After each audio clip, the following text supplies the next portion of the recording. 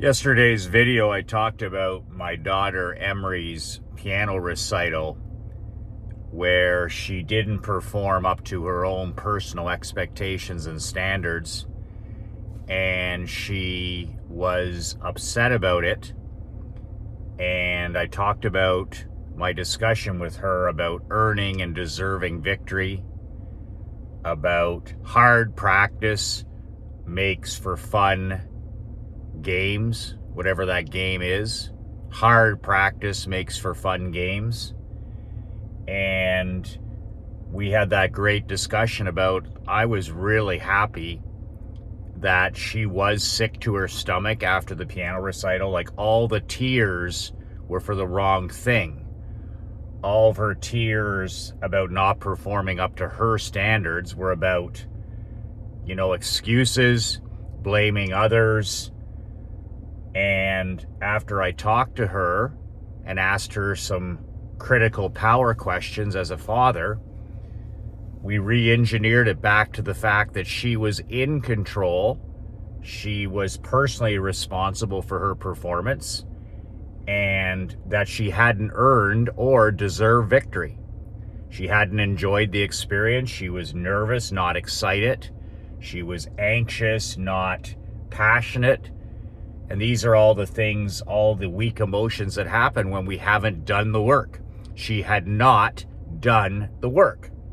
So the experience wasn't enjoyable. It wasn't fun. She didn't have a good time. She didn't do the work. She didn't earn victory. So she learned from that. She actually did learn from that, but she only learned from this experience, this losing experience, in her words. Hard practice equals fun games. She learned from this experience because of the experience that happened 2 weekends ago. So after the piano recital, a couple of weeks went by. We never know with our children, what messages hit and what messages miss. But this is a biggie, being sick to your stomach when you come up short, especially when you haven't done the work. Especially when you haven't deserved or earned victory. That's the big thing. Losing teaches us to smarten up and become better. It teaches our children to smarten up and become better, but only if we take responsibility for every result, good and bad, in our life, every win and loss. And that's where parents, my generation especially, has dropped the ball badly, worse than any generation of parent yet, where losing is okay, not doing the work is okay, pats on the back okay, not saying no, little things like this. But we've lost that sick to your stomach when you come up short. And if there's adversity and if you don't like doing something well, you just quit it. You quit it mid-term, mid-season, all this other kind of stuff that leads to a very, very long life. Our children become good quitters, great quitters, and then outstanding quitters, because quitting, like anything else, is a habit. And it's a habit we have to make sure that never, ever gets instilled in ourselves or in our children. So the second part of my story, to prove that my message to Emery hit home, that you need to earn and deserve victory, and hard practice makes fun games. It makes a fun life. You're good at things. You have a chance to win. You have an opportunity to win. You're becoming your best self, what it's all about. It's not really about trophies and championships. It's about becoming the best version of yourself. We can't be happy. Our children can't be happy if they're not continuously growing in life. So let's emphasize constant and never-ending improvement, becoming the best version of yourself. And it starts, of course, with the man in the mirror, our example. That's the example that I have to set, which is then contagious for her. I can't talk a good game. I also have to play a good game. So the second part of the story is, we went to an equestrian competition in Florida 2 weekends ago, And my daughter is, like in piano, is a talented equestrian rider. She has a passion, she has an obsession for it, and she has some talent for it. And she's had excellent coaches in her life. She's been riding since she was 5. She's 9 now, so she's been riding for 4 years. And she loves it, which is a big part of success. So we go to this competition. When she's at home, she wins. And she wins when she competes, she wins all the time. And her bedroom is full of blue and red ribbons. And I don't think she's ever really lost in a competition. There's never been any adversity. There's never been any, hard situations. So she goes to these competitions and expects to win at the local level at home in Canada. So I was really excited, and my wife, Krista, we were really excited about this competition that was taking place near Fort Lauderdale. New horse, new coach, new competition. But we introduced even more competition, even more adversity to really see, where her development is, to really see, where her stick-to-itness is, to really see, to really open her eyes to better competition, older, stronger, faster, better horses, better everything. That's what it's all about to me. That's why we're in a mastermind. We're in things to be around people that are stronger in certain areas than us, and it makes us better. You and me, we're the average of the 5 people we hang around the most. And we're the average of the books that we read. And this applies to even sports. Like, she'll be the average of the 5 people that she competes against. It'll be the same in tennis, the same in hockey, the same in golf, the same in equestrian. So I really wanted to see her eyes open with some serious level competition. And that's exactly what we got. We put her, she's got an outstanding coach here, by the way. She's a 73-year-old lady who has been a 7-time U.S. Olympian equestrian coach. She's been with the U.S. Olympic equestrian team in 7 different Olympics. And now she's retired. She has a small ranch with like 5 horses, really, really small scale, doesn't coach anymore. She's 73. And my wife, Krista, the research ninja that she is, literally discovered this lady through massive research and through a connection we have at home. Our neighbor in Canada across the road is a 5-time Canadian Olympic equestrian, Ian Miller. And she has a personal relationship with her. We saw the photos on the website. So Krista sent a message to this lady 4 months ago when we arrived in Naples, right out of the blue. And it was like a Hail Mary. All the other places have waiting lists, all the other barns. It didn't look like Emery was going to be able to ride when she was here, let alone compete or be coached. So Krista sent an email to this lady and this, introducing herself and saying that our neighbor is Ian Miller and we're from Perth and all this other stuff. Well, lo and behold, she writes my wife back, says, she hasn't coached in several years and she's older and semi-retired now. And let me tell you, it has been a godsend having this lady in our lives as a different coach. Like, Emery's coach at home is outstanding. And this is just another different form of outstanding. You can't have enough outstanding coaches. They all bring their different strengths. They bring their different attitudes, their different mindsets, and I just love my kid to be exposed to that kind of thing. So here we have a 7-time U.S. Olympian equestrian coach, and she literally drives around on her golf cart.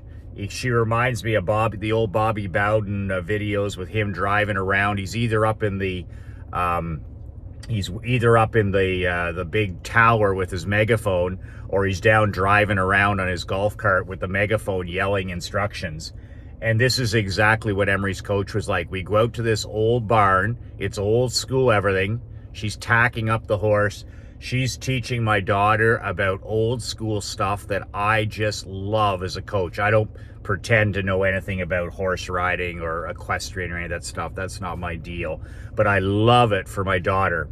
And she's talking about old school mental toughness. She's talking about body language. She's talking about posture, talking about influencing the judges. It's a judge sport, which drives me crazy.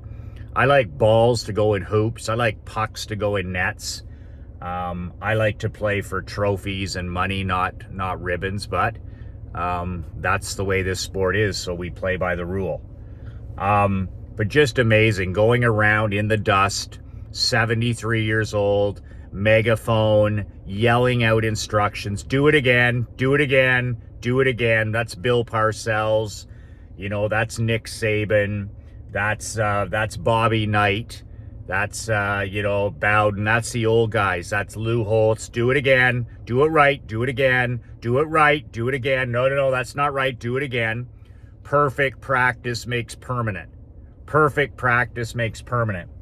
And what this lady has brought to Emery is a new level of fundamentals where every detail, like where her boot is in the holder, where, like her posture, her smile on her face, her breathing, but just fundamentals. In a 90-minute lesson would be the same as my hockey practices, where she's spending 90 minutes on fundamentals. It's just like, this is exactly how I want it done. If it's not done, do it right and do it again. And it's like 10,000 hours. So I'm really happy that Emery has this experience, and I'm grateful. Krista and I are grateful that we've met this woman and her family. She's really taken on Emery for the 4 months that we've been here. So she goes to this competition, and we decide with her coach that to put her in the 13 and under category. And she could have went, Emery's 9, she could have went in the 10 and under, and she probably would have competed, and she probably would have had a good opportunity to win. But we decided, and I love this coach's mentality, she's like, she won't get any better in that category. If you want to see and you want to measure where she is as a rider, you need to push the envelope to see where she is. It's like increasing our prices, or it's like setting, audacious goals. We don't know until we push ourselves, and we don't push ourselves enough. So we decide we put her in the 13 and under categories. So everything, she's competing with 13-year-olds and 12-year-olds. So these kids are 4 years older, 3 years older than her. And soon as we get to the competition, that these kids are 3 and 4 years older. They're on, they're on quality horses. They've got lots of experience, and they have great coaches just like Emery. And the tone was set right away. Like Emery, her coach is the same as my belief, where it's like, focus on the process. Run your own race. Run your own race. Don't worry about the scoreboard. Don't worry about the judge. Don't worry about the sun. Don't worry about the heat. Don't worry about your mom and dad. Don't worry about the other competition. There is, just worry about your job. Do your job. And this is what I love to hear her being coached, because that's always my message to her. The Nick Saban process. Every play has a history and a life of its own. Every shift in hockey has a history and life of its own. One shift out, win your shift. Because Emery was doing the rubbernecking there at the start, which is normal for a kid who's 9 years old. She's looking at all these other riders, and they're excellent riders, and she's competing against them. And boom, her coach was like, worry about yourself. What do you have to do? What do you have to do to be your personal best? Okay? You need to focus on you and your horse, and you need to focus on the next 60 seconds, and you need to control what you can control, the process. No more, there is no scoreboard.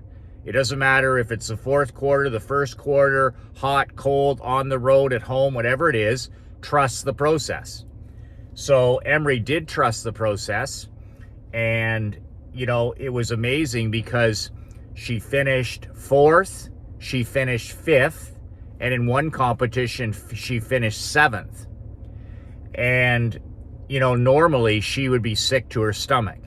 She would be sick to her stomach in any other sport if she finished 4th or 7th or any of these. But because of her great coach and because of our conversation 2 weeks before, she took a lot of pride in the fact that she had put in the hard work. She worked her butt off before this competition. She did her visualization, she did her goal setting, and she worked in the ring. She put in the hard practice. And because of that, even though she didn't win in this competition and in this class, she did learn. And now she'll smarten up and become even better. Like, she's more motivated now. This losing is the only type of losing that works. It's where you're like, okay, I got my ass handed to me here by bigger, stronger, older kids, players, competitors. But man, I'm going to be there in a couple of years. I'm going to smarten up, work even harder. And that's her mindset. And as a father, that's exactly the reaction I wanted to hear. She was more motivated after we were driving home. She was like, I want to get back tomorrow.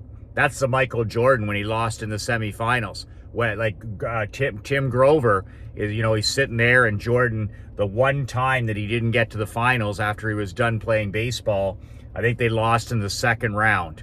Jordan came back from baseball. He rejoined the Bulls, but they didn't have enough time. They had 2 months to get Michael Jordan in shape, and they just didn't have, the Bulls didn't have enough that season to win an NBA title, not even to get the finals. And he's sitting there with Grover in an empty Chicago stadium after they lost. And, Tim's like, well, give me a call when you're ready to start training this summer. Jordan usually takes some time off after the season like everybody else. And Michael Jordan turns to him and says, I'll see you tomorrow. I'll see you tomorrow. He lost that night to end his season. He played baseball. He came back and then lost. And then he goes, I'll see you to Grover tomorrow. And once again, they started their off-season training. By the way, he won. He was in the final the next year. He never lost in the final, and he won the NBA championship the next year, of course. So that's all I have to say about that. So yes, Emery was sick to her stomach, but she also was like, you know what? I put in the hard work. So this was fun. It would have been more fun if I had, but the reality was that she needs to put in more hours. She needs to be older. She needs to get more coaching, and then she'll be able to compete. But I can't emphasize enough where in competition, we have to push ourselves against, bigger, stronger, more experienced competition to really get better. If we just stay in our little comfortable zones, our little comfortable lives, we're never going to expand or grow. We're never going to expand or grow.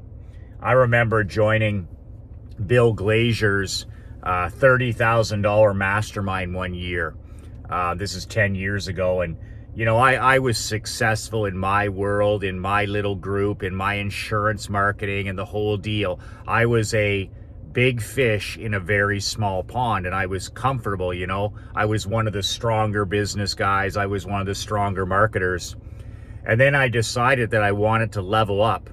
So what I did is I bit the bullet and I signed a check for $30,000 and applied for Bill Glazier's mastermind. And in this mastermind, you got the best of the best, right? Russell Brunson's in this mastermind. Michael Cage is in this mastermind. Beth Davis is in this mastermind. These are multi 7, 8, and 9-figure entrepreneurs. And I'll never forget going to my first meeting in Baltimore.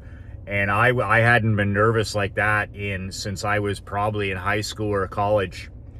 And to make a long story short, it was just an incredible 2-year experience. I did it a second year again. The people I met and what that did for my mentality, what that did for my skill set, what that did for my growth as a person and as a marketer and as an entrepreneur, I can't say enough about it. It literally up-leveled all areas of my life because I was surrounded with such incredible performers that I was driven to do even better.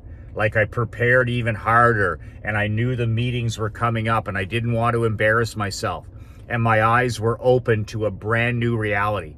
I'm like, wow, this is what a 7-figure operation this is what a 9-figure operation looks like.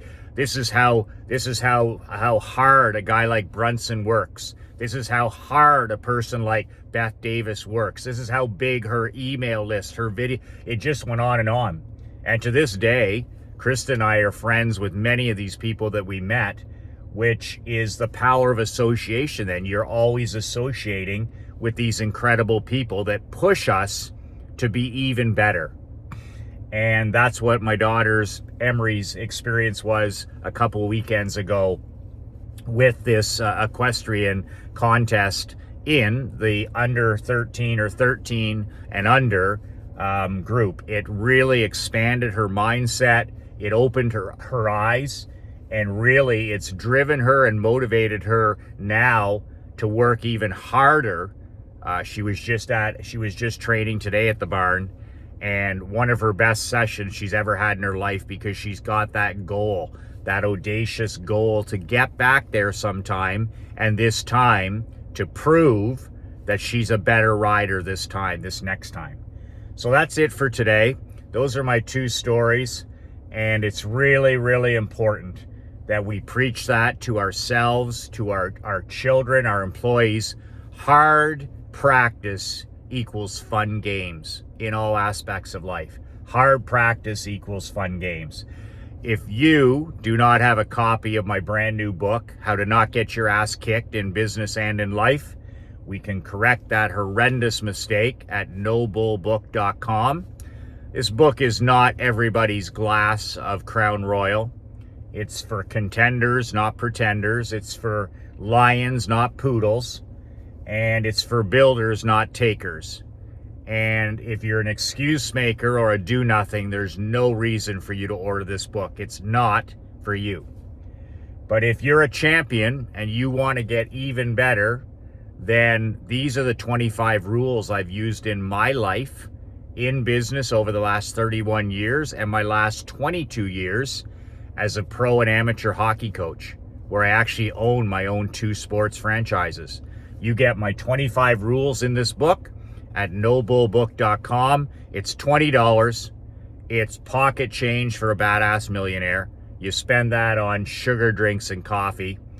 I ship it to you on my dime. You pay for the book, $20. That's it. I'll FedEx it to your home or your business. And also, in the PS below is a testimonial video from one of my recent world builders in my 8-week coaching society, my Badass Brotherhood. It just ended on Friday. And it's a video worth listening to if you're interested in joining my next 8-week program. It's expensive, it's hard, it's demanding, it transforms your life, your business, your marketing, your physical, mental health. It builds you a badass legacy, your relationship with your children. I basically blow your fucking world up. And then we rebuild it over 8 weeks like never before. We literally build you a brand new world of your choosing. Your rules, your terms, living life and doing business on your own terms. I guarantee you're not doing that now. That's what my world building program is about. After you watch the badass testimonial in the email, I'll put it in the link here below. You can choose to apply and be placed on a waiting list at badassmillionaire.com/apply. That link is also below. So, excuse me. So that's it for today. I'll be back tomorrow morning. Actually, I just went to the tennis. I'm actually in the vehicle because I went to pick up the tennis balls. My daughter was riding her bicycle with Krista to the tennis court, and they didn't want to carry the 50 balls here. I have a big hopper of balls, of course. And I drove them up and dropped them off, and then I went back and got them. So that's the reason I'm in my vehicle. But tomorrow, I'll probably be back out doing my 4-mile road work every morning. So that's it for today. 2 words that changed my life, and 2 words that can change your life. Be relentless.